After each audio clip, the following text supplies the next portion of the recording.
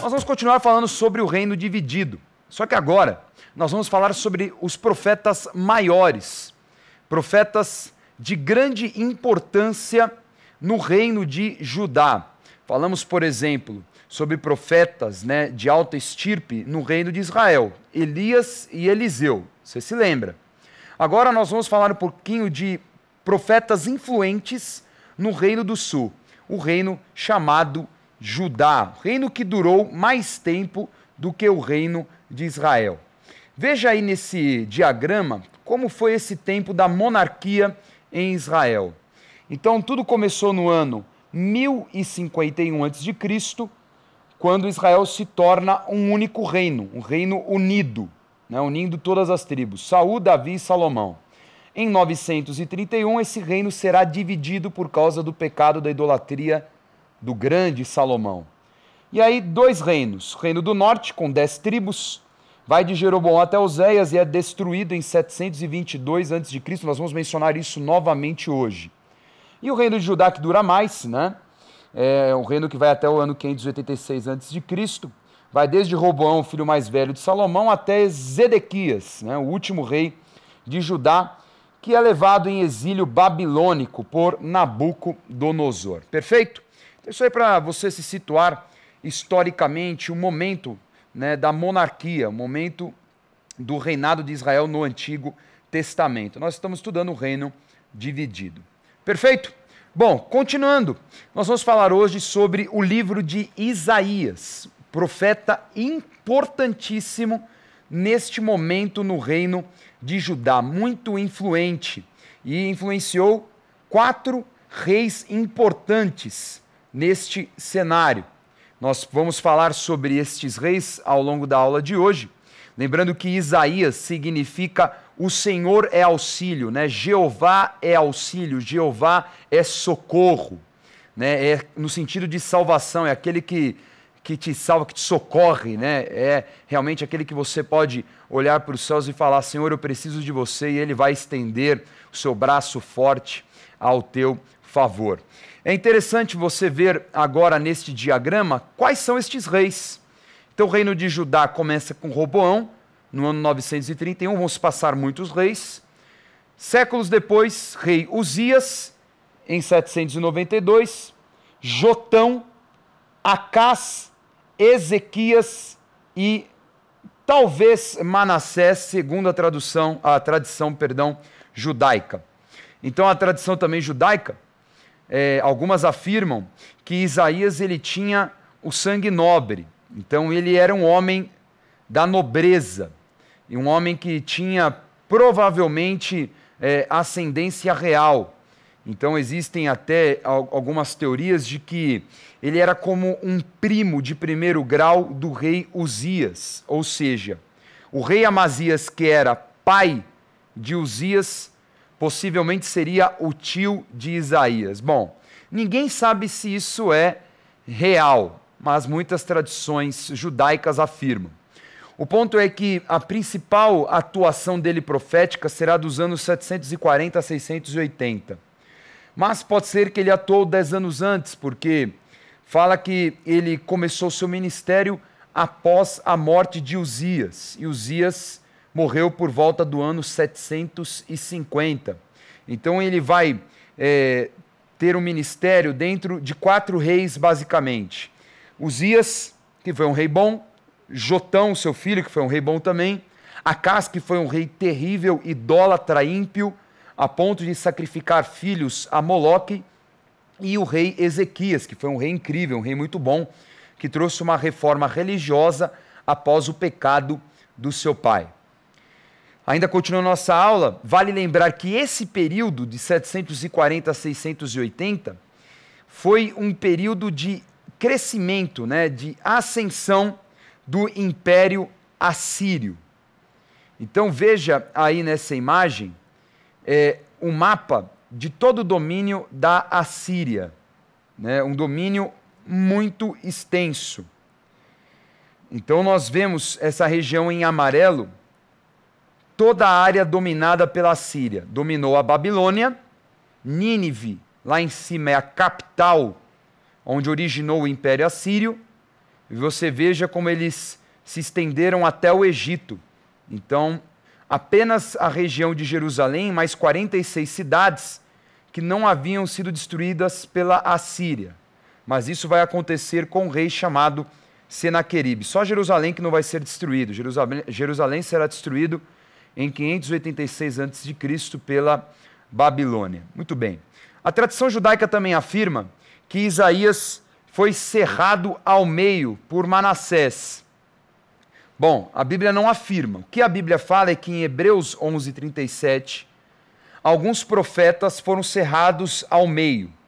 Então, a tradição judaica fala que Isaías fora morto por um mandado de Manassés. Talvez faça sentido, porque o rei Manassés foi o pior rei de Judá. Foi mais idólatra do que o seu avô Acás, e também sacrificou os seus filhos a Moloque. Faz um pouco sentido, porque Isaías já era muito velho na época de Manassés, provavelmente Isaías foi corrigi-lo, então Manassés, segundo a tradição, enviou a ser morto, cerrado ao meio. Que coisa horrível, né? Bom, falando sobre Isaías, vale lembrar que o tema central deste livro é a salvação vem do Senhor. É tão interessante que esta frase, ela é falada 27 vezes no livro de Isaías. E a gente brinca que Isaías é o livro dos números, porque quantos livros tem no Novo Testamento? 27. E 27 vezes aparece esta frase: a salvação vem do Senhor. Interessante, porque Isaías será chamado de o profeta messiânico. E ao longo desta aula eu vou mostrar para você 7 passagens que profetizam sobre o ministério, o nascimento, a morte e a ressurreição de Jesus Cristo. Ou seja, o profeta Isaías foi o profeta do Antigo Testamento que mais mencionou sobre o Messias, mais falou palavras proféticas sobre Jesus Cristo. Bom, ainda estudando, veja nesta tabela um resumo bem simples de como se divide o livro do profeta Isaías. Então, dos capítulos 1 a 35, o tema será o juízo de Deus sobre todas as nações e tem um caráter profético. Do capítulo 36 até o 39, vai ser um trecho mais histórico, em que Isaías conta detalhes, como nós já estudamos, sobre o rei Ezequias, estudamos na aula passada. E nos capítulos 40 a 66, vai se dedicar ao futuro, ao Messias, também um caráter mais profético. Agora, interessante é que até alguns anos atrás, a fonte que nós tínhamos do Antigo Testamento era uma fonte chamada Septuaginta. A Septuaginta é a tradução de todos os textos do Antigo Testamento para o grego. Então, a fonte que nós tínhamos bíblica do Antigo Testamento era uma tradução grega. E uma tradução muito boa, muito precisa. Acontece que por muito tempo houve um diálogo entre muitos estudiosos, teólogos, arqueólogos, se a Bíblia ela tinha veracidade ou não, já que era uma tradução. Então havia a necessidade de encontrar textos em hebraico, porque a Septuaginta foi uma tradução feita depois de Cristo, né?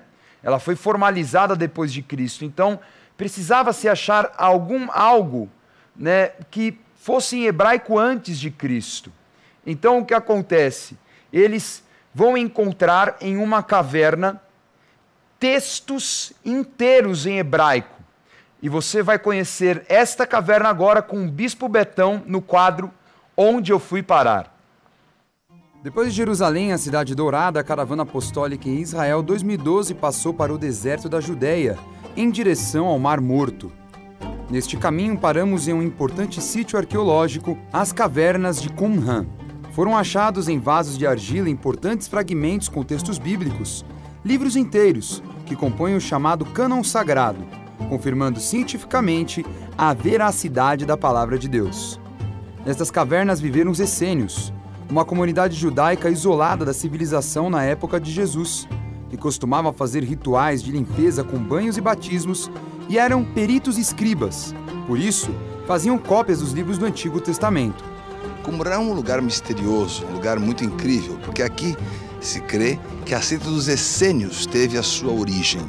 Então o judaísmo tinha 4 grandes grupos. Você tem os saduceus, os fariseus, bem conhecidos, ainda os zelotes, de onde veio Judas, e os essênios, de onde se crê que veio João Batista. Qual é a situação que os essênios viviam? Viviam em comunidade, aqui existiam os banhos rituais, tanto é que acredita-se a questão do batismo tenha dessa derivação dos banhos rituais que João Batista teria recebido aqui nesta seita dos essênios, na seita que se reunia aqui em Qumran. O que é incrível aqui é que nessas cavernas, mais de 47 cavernas, na famosa caverna número 7, em 1947, um beduíno perdendo uma das suas cabras, tentou realmente encontrá-la, entrou na caverna, jogou umas moedas, umas pedras e encontrou um barulho diferente, o ressoar metálico, alguma coisa diferente. Quando foi buscar o que era, estava ali uma extensa coleção, nos vasos grandes cerâmicos, de toda a Bíblia. Todos os livros da Bíblia. Isso foi descoberto em 1947 e é o escrito mais incrível, conhecido como os escritos do Mar Morto, os pergaminhos do Mar Morto.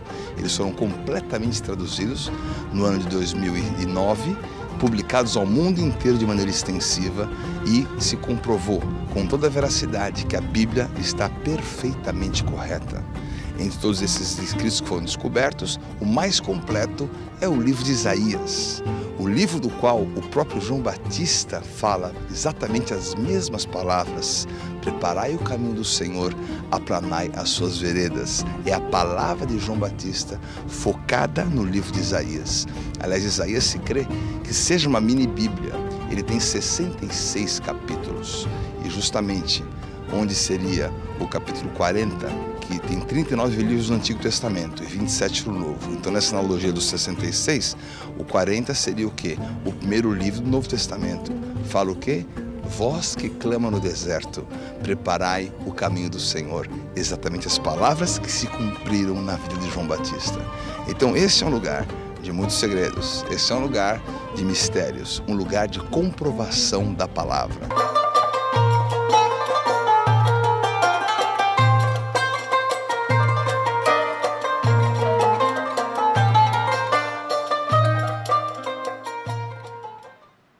Incrível, né? Você viu aí texto inteiro de Isaías encontrado em um rolo em hebraico, nas cavernas de Qumran, ou Qumran, né? Então você vê aí esse segredo que desvendado em 1947, nós aprendemos hoje com o Bispo Betão. Lembrando também que você que deseja ir à Terra Santa, você não pode perder a caravana apostólica para Israel neste ano, nos dias 11 a 19 de outubro. Mais informações, entre em contato com a Hebron Turismo. Bom, agora que ficou claro um pouquinho sobre algumas curiosidades do livro de Isaías, vamos começar a ler o texto. Vamos começar a entender quem era este profeta. Vamos ler então o capítulo 6. Vamos lá, Isaías capítulo 6. No ano da morte do rei Uzias, eu vi o Senhor assentado sobre um alto e sublime trono, e as abas de suas vestes enchiam o templo. Serafins estavam por cima dele, cada um tinha 6 asas. Com 2 cobria o rosto, com 2 cobria os seus pés e com 2 voava. E clamavam uns para os outros, dizendo: Santo, Santo, Santo é o Senhor dos exércitos. Toda a terra está cheia da sua glória. As bases do limiar se moveram à voz do que clamava, e a casa se encheu de fumaça. Então disse eu: Ai de mim, estou perdido, porque sou homem de lábios impuros. Habito no meio de um povo de impuros lábios. E os meus olhos viram o Rei, o Senhor dos exércitos. Então um dos serafins voou para mim, trazendo na mão uma brasa viva, que tirara do altar com uma tenaz. Com a brasa tocou a minha boca e disse: Eis que ela tocou os teus lábios, a tua iniquidade foi tirada e perdoado o teu pecado. Depois disto, ouvi a voz do Senhor que dizia: a quem enviarei e quem há de ir por nós? Disse eu: eis-me aqui, envia-me a mim. Então, neste texto, conta a história do chamado de Isaías. Então, Isaías estava aqui em um ofício, e ele estava na casa, numa visão em que ele via o templo, e esse lugar ficou cheio da glória do Senhor. É uma visão de arrepiar, né? Imagina você ver as vestes do Senhor e elas tomando todo aquele ambiente, de repente, anjos, figuras que são raras e figuras aqui que aparecem unicamente neste capítulo com o nome de serafim. Então é interessante, né? O termo serafim no hebraico dá alusão ao fogo, né? A palavra fogo, então anjos de fogo. Então são anjos de adoração, anjos que estavam voando sobre o trono, sobre o Senhor, declarando que Ele é santo, santo, e nós vemos isso também em Apocalipse, né? Que isso é declarado constantemente: santo, santo é o Senhor dos exércitos. Alguma coisa não estava certa com Isaías, porque ele fala: Senhor, estou vendo a tua glória, mas eu me sinto indigno. Provavelmente Isaías não estava com seu ministério ajustado, não se sabe se estava em pecado ou não, mas ali com temor e com tremor ele enxergou que ele estava tendo uma visão que ninguém mais tinha. Ele estava tendo uma experiência tremenda com Deus. E aí o que acontece? Ele é purificado. Os lábios dele são tocados por uma brasa viva tirada do altar. Então, é claro, ele teve uma visão espiritual. Naquela visão, quando ele é tocado, então ele passa a receber o caráter profético. Ele passa a receber a palavra que vai mudar o curso das coisas. A palavra dele vai ter esse poder, essa carga profética. E é interessante por quê? Porque ele recebe do Senhor esse chamado, só que o Senhor reafirma esse chamado. Pergunta para ele: quem é que eu vou enviar? Quem será que está à disposição? É interessante porque Isaías já estava marcado, mas Isaías ele precisava aceitar esse chamado. Ele precisava desejar o chamado. Então ele fala: Senhor, envia-me a mim. Ele se sentiu preparado. Ele percebeu que aquela unção já estava derramada sobre ele. E nós precisamos ter esse coração de Isaías. Você que está em casa, você está aberto para atender o seu chamado? Será que você sabe qual que é o seu chamado?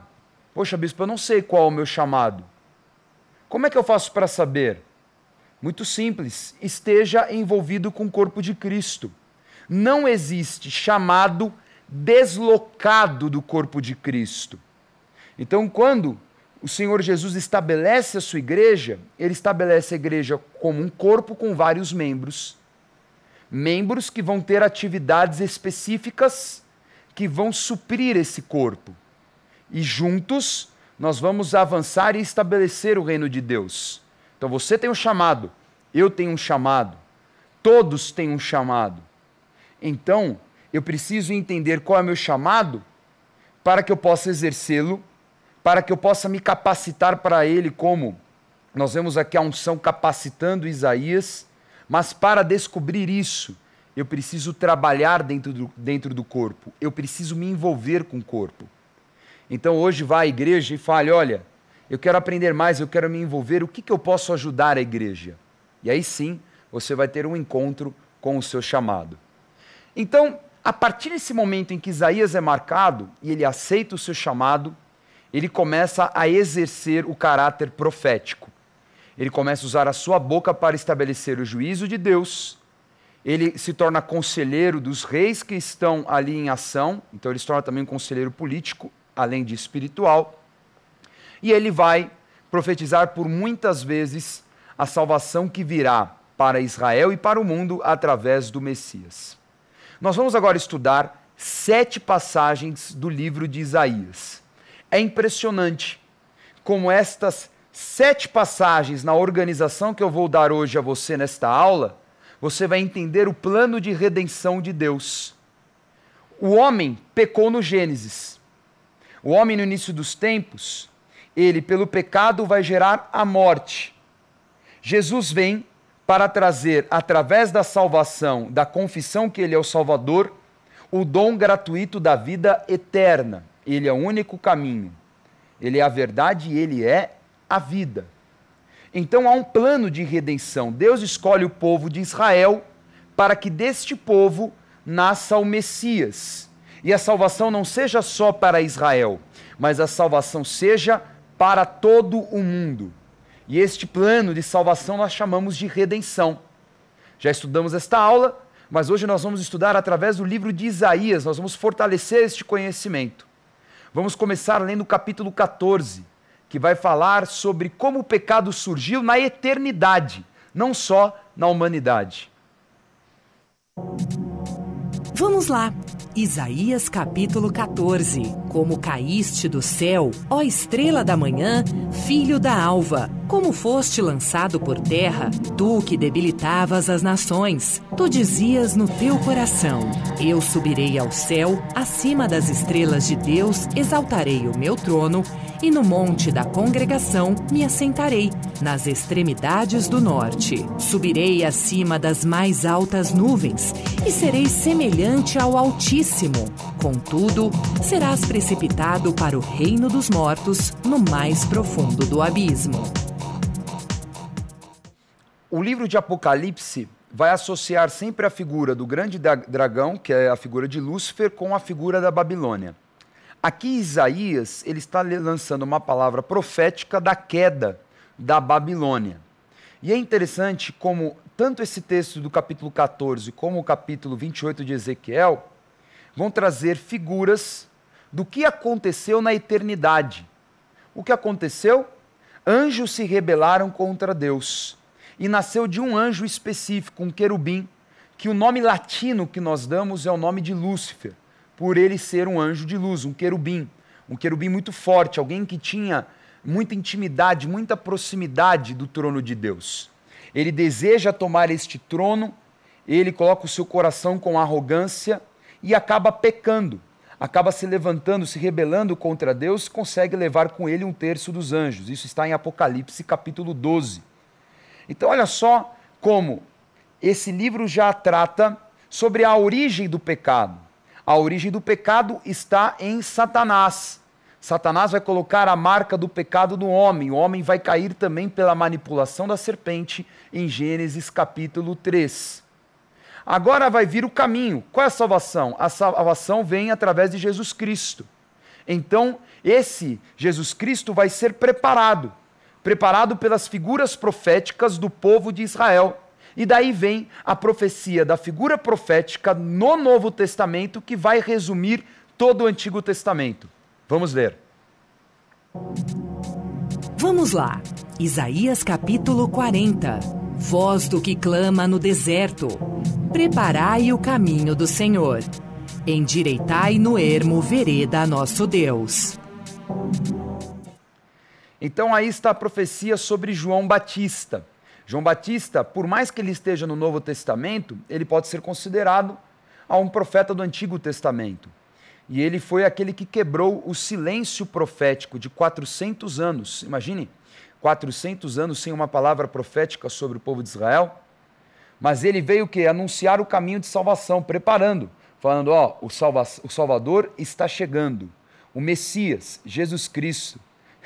E o que é interessante é que o próprio primo dele, o primo dele é o Messias, Jesus. Aí então, o livro de Isaías vai trazer a figura de como Jesus nasceria. Quem é esse Jesus? Então vamos ver primeiro a origem de Jesus. Vamos ler. Vamos lá, Isaías capítulo 7. Portanto, o Senhor mesmo vos dará um sinal.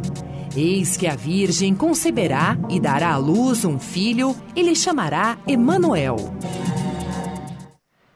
Emanuel significa em hebraico Deus conosco. Então aqui está exatamente esta figura, que Jesus nasceria de uma mulher virgem.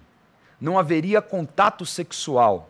E é exatamente isso que fala em Mateus capítulo 1, que foi através do Espírito Santo que Maria concebeu, veio virtude do Espírito e ela gerou o Salvador. E por isso, então, Jesus nasceu sem o pecado. Ele não veio, vamos dizer assim, da relação entre homem e mulher. Bom, daí em diante, nós vamos ver a figura que Isaías fala do que representa esse Messias. Não era uma figura política, como muitos judeus esperavam, mas uma figura de um reinado espiritual. Vamos ler. Vamos lá, Isaías capítulo 9. Porque um menino nos nasceu, um filho se nos deu. O governo está sobre os seus ombros, e o seu nome será Maravilhoso Conselheiro, Deus Forte, Pai da Eternidade, Príncipe da Paz. Para que se aumente o seu governo e venha a paz sem fim sobre o trono de Davi e sobre o seu reino, para o estabelecer e o firmar mediante o juízo e a justiça, desde agora e para sempre. O zelo do Senhor dos Exércitos fará isto. Então você vê Isaías retratando as características desta figura, uma figura de um reino espiritual. Maravilhoso Conselheiro, Deus Forte, Pai da Eternidade e Príncipe da Paz. Por isso que a nossa guerra não é contra a carne e nem o sangue. De forma alguma usar o nome de Jesus para promover guerras é adequado. Jesus veio trazer guerra espiritual. Então usar o nome de Jesus para isso, para promover conflitos entre povos, como nós vimos ao longo da história dos últimos 2000 anos, está errado. Então Jesus veio trazer a paz ao homem, mas também espada em um cenário espiritual. A nossa luta ela é espiritual. Bom, depois que nós entendermos essa figura de Jesus como aquele que nasce 100% na carne como homem, mas é espiritualmente 100% Deus, porque às vezes as pessoas acham que Jesus era um tipo de um semideus, né? Meio homem, meio Deus. Não, ele era homem e ele era Deus.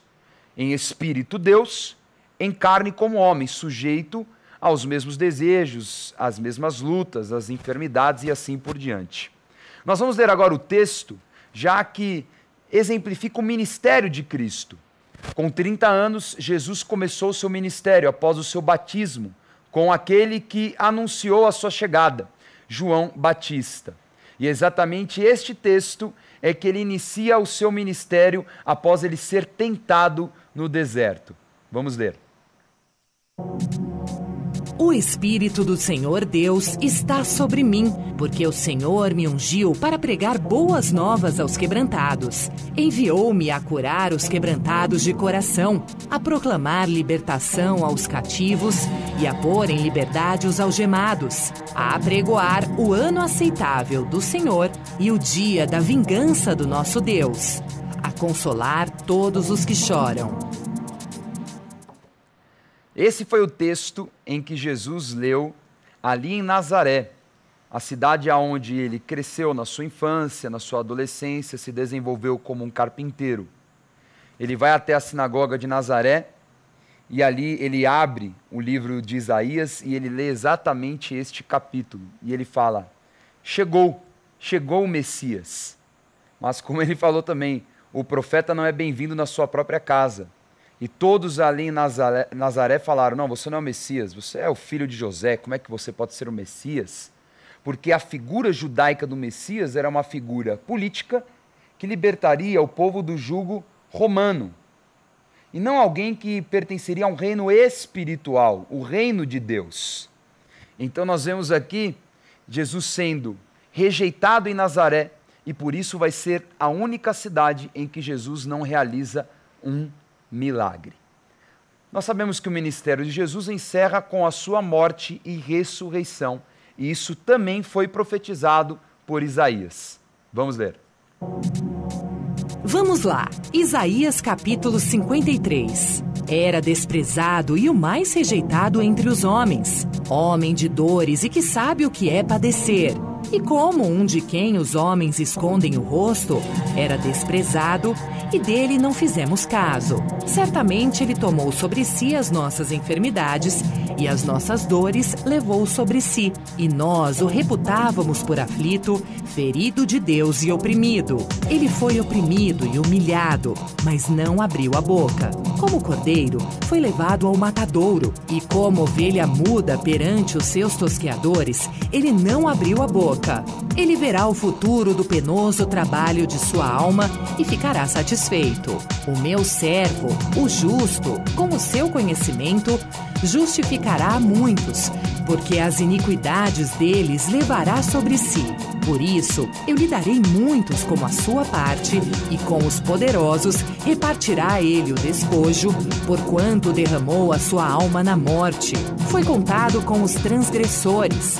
Contudo, levou sobre si o pecado de muitos e pelos transgressores intercedeu. Então você vê Isaías falando como Jesus foi à cruz, calado, como uma ovelha realmente muda, né? Ao matadouro. Então aqui está a profecia de que no madeiro ele levou a iniquidade do homem, o pecado, a enfermidade. É impressionante, né? Como Jesus ele lança 7 palavras proféticas, e nós vamos falar isso próximo da Páscoa, e que cada palavra é uma grande liberação para o homem. Ele libera a vida familiar, ele libera tudo aquilo que está emperrado, ele libera o homem da solidão. São tantas situações que Jesus começa a tratar ali na cruz, porque ele levou na cruz todo o peso da morte e do pecado do homem. E aparentemente, Satanás achou que tinha vencido, mas ele depois ressuscitou, e o fato de ressuscitar é que deu autoridade sobre a morte e sobre o pecado. Deu ao homem, em nome de Jesus, o perdão do pecado e a condição de ter vida eterna. Porque todos os outros que ressuscitaram antes foram chamados por alguém, mas Jesus não foi chamado, ele ressuscitou por ele mesmo.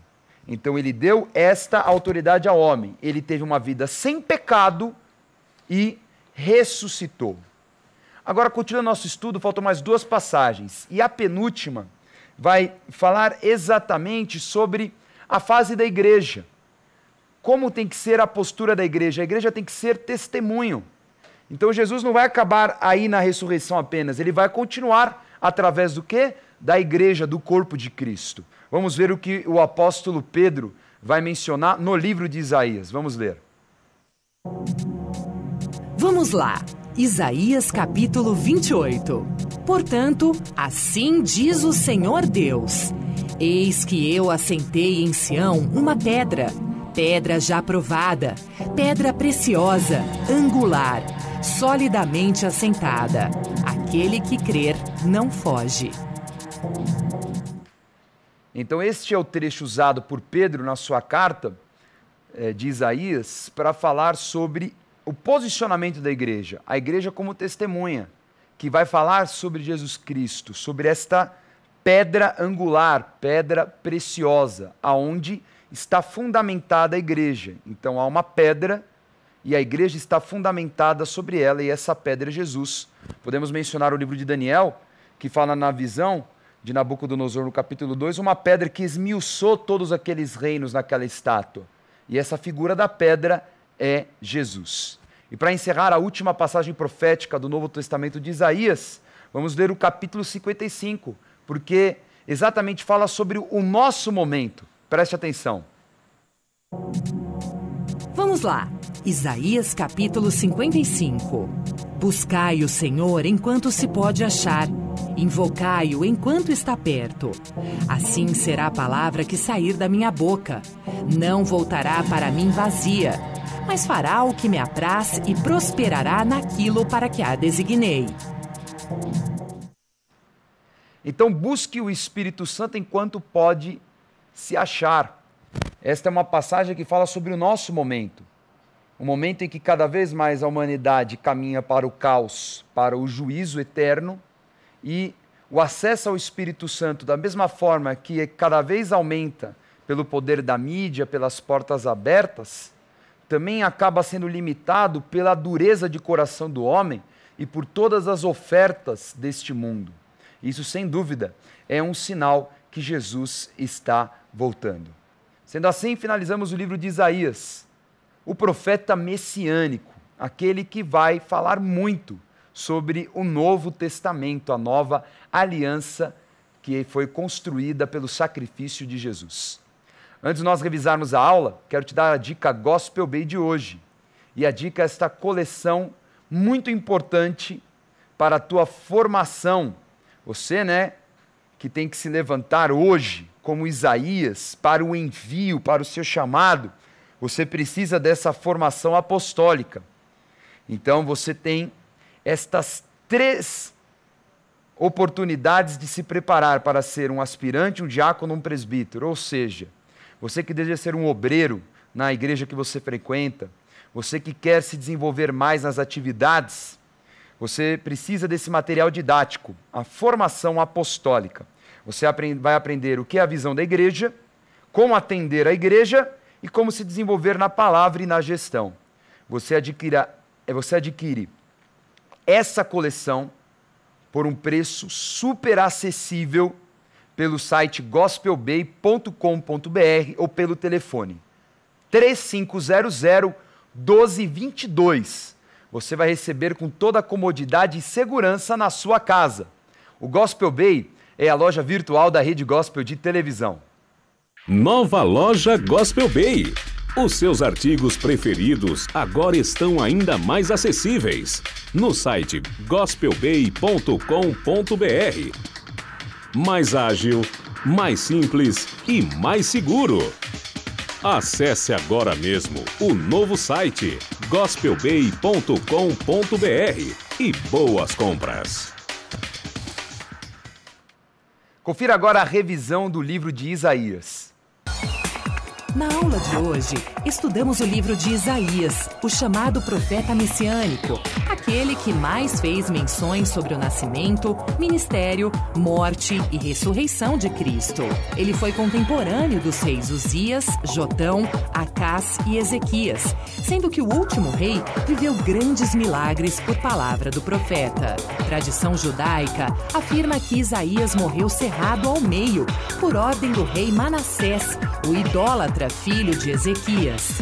O tema central do livro é "A salvação vem do Senhor", frase que aparece 27 vezes no texto. Também conhecemos Qumran, cavernas próximas ao Mar Morto. Por fim, vimos que Isaías era um possível parente do rei Uzias e foi purificado para o envio profético pela brasa viva de um serafim, chamado anjo de fogo e de adoração a Deus.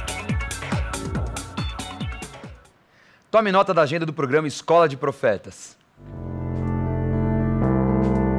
Não perca a oportunidade de se aperfeiçoar mais no conhecimento da Palavra de Deus e desenvolver seu ministério. Participe dos cursos do Centro de Estudos Apostólico. Para mais informações, acesse ceaapostólico.com.br ou entre em contato pelo telefone 11 3203 0641.